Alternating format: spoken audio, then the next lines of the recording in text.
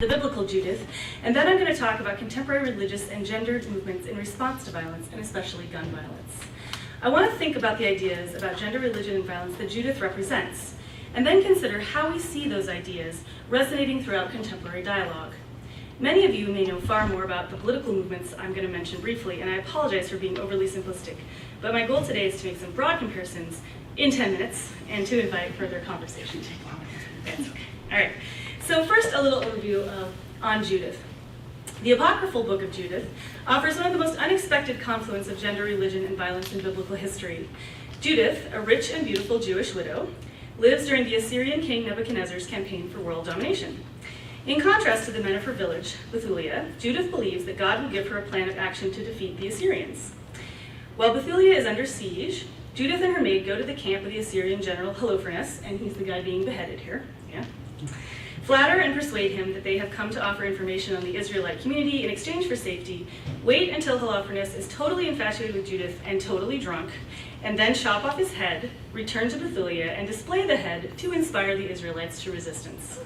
Judith is depicted as smart, strong, and brave, her violent actions portrayed as justified in defense of her people, and as preventative of worse violence in the threatened form of cultural annihilation. Got a few more Judiths. Perhaps unsurprisingly, the book of Judith remains apocryphal.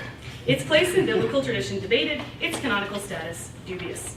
The powerful, confident, and indeed violent Judith fits uneasily with historical ideas and assumptions about women's capacity for decisive action and ability to lead in response to contexts of oppression.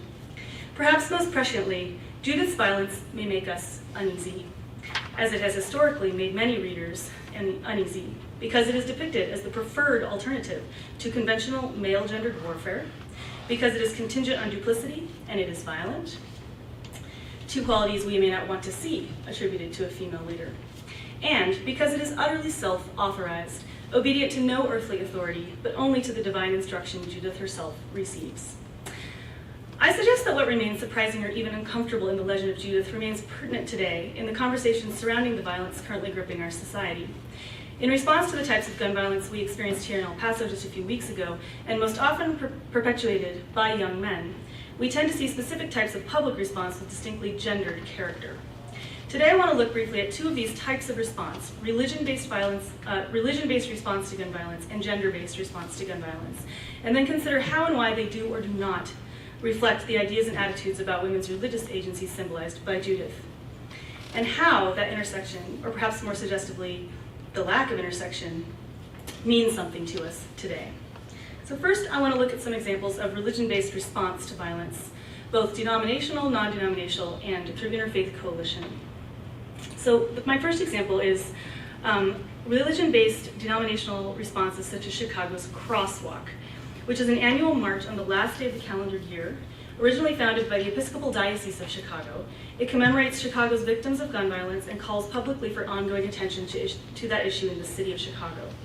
The marches have included men and women, adults and children, and overtly aim at inclusivity. Inasmuch as the Episcopal clergy now includes women priests, women have been nominally represented as leaders in this movement, but in practice, local leaders have largely been male. An example of non-denominational collaboration is Boston's 10-Point Coalition.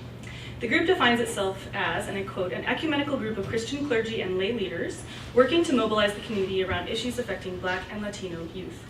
10-Point operates in what it terms the community cluster model, and it came to national attention in 1992 when a coalition of African-American clergy from different denominations united against gun violence in Boston, following a gang attack on mourners at a funeral service.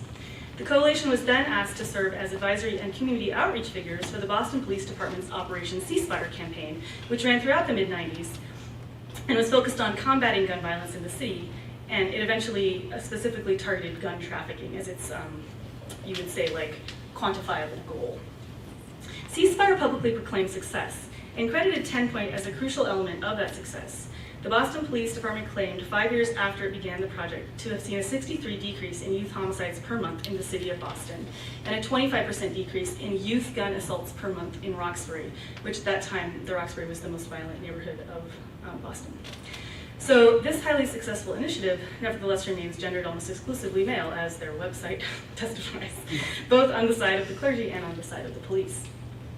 Finally, Interfaith coalitions often form in response to violent and tragic events. One example is Hearing God's Call, which was formed in Philadelphia in 2008.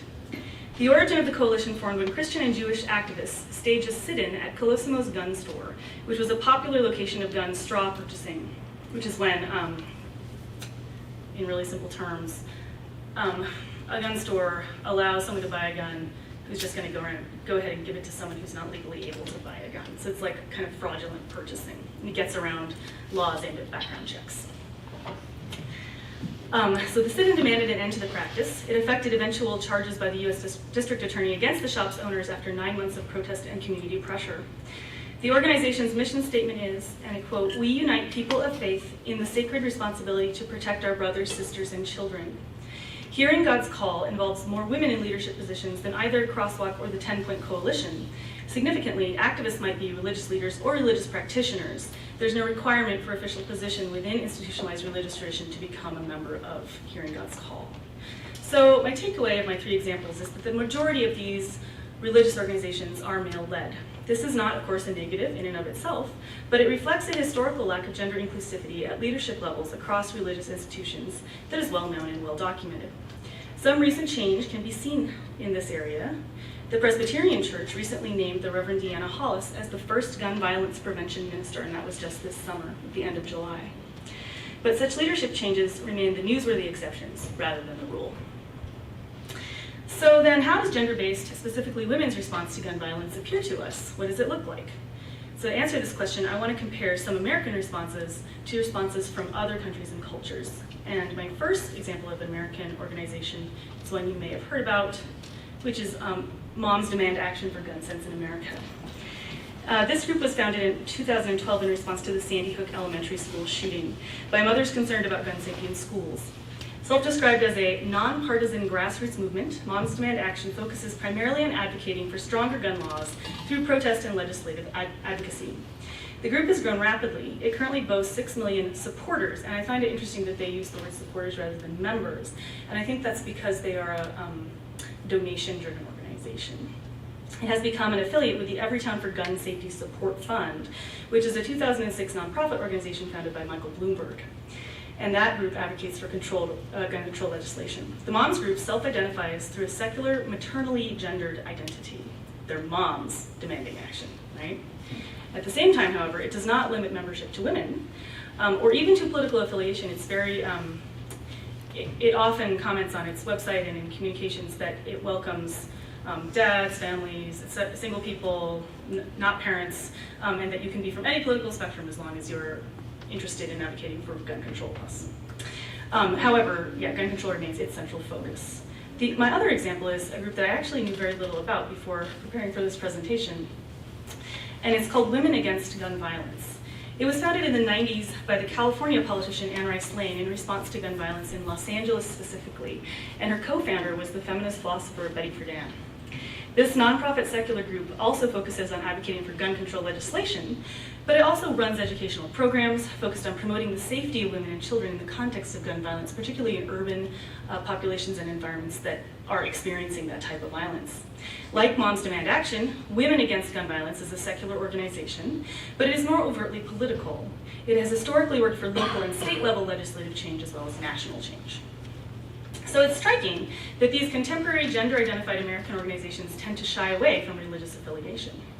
It's particularly interesting in the global context, because when we compare similar groups from around the world, we see a marked difference, and here are some examples.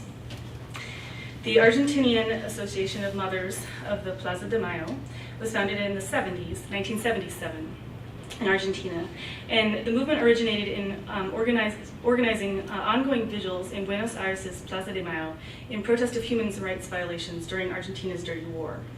The protests were a form of public dissent because public assembly was illegal at that time. The group's public identity was that of mothers demanding accountability and answers from a government responsible for the disappearance of their children. The movement was highly visible and elicited both retribution from the government. Several founding members were themselves subjected to kidnapping, torture, and murder, as well as global public attention to their cause. The movement emphasized a maternal gendered identity, as we saw in the 2 American examples, and it consisted exclusively of female membership. It did not allow men to join the organization.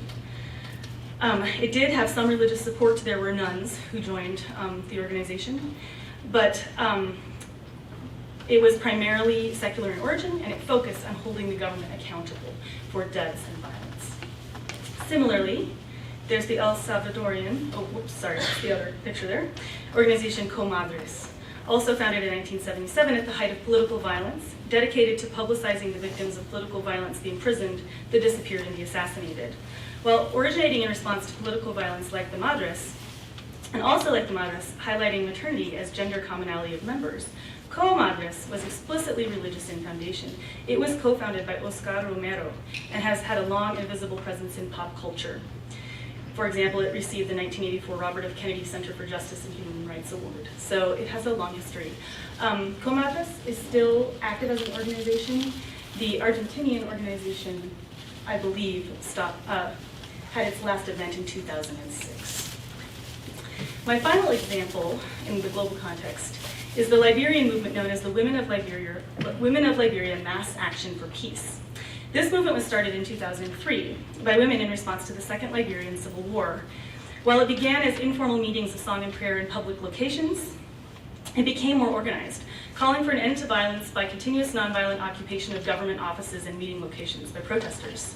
And all the women in this movement, they wore white, so that they were symbolizing their united front. The movement has since been credited as a crucial force in the end of the war,